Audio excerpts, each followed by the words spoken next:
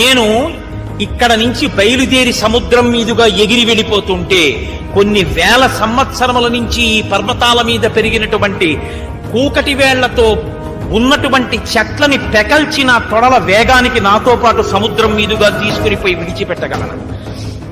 నాతో పాటు తీగలు, లతలు, పువ్వులు, చెట్లు ఎగిరి వచ్చేస్తాయి. ఏకకాలమునందు కొన్ని వేల మందిని మర్దించగలను. నేను అదృశ్యమై పైన ఆకాశంలో వెళ్ళిపోతుంటే కింద నిలబడి సమస్త ప్రాణులు నా యొక్క గమన శక్తిని చూడగలవు. నా గమన శక్తి అలా ఉంటుంది. ఇంతమంది చూస్తుండగా ఎగురుతాను. ఆకాశంలో మెరుపు వస్తే ఎలా ఉంటుందో ఆ మెరుపు తీగ కన్నా వేగంగా మబ్బుల్లోంచి ప్రయాణం చేస్తాను. అంతటి పరాక్రమం, అంతటి బుద్ధి, అంతటి తేజస్సు, అంతటి లాఘవం నా యందు ఉన్నాయి. నేను వెళ్లి సీతమ్మ తల్లి దర్శనం తప్పకుండా చేస్తాను. చేసి మళ్ళీ 100 యోజనములు తిరిగొచ్చి మీ అందరికీ శుభవార్త చెప్తాను.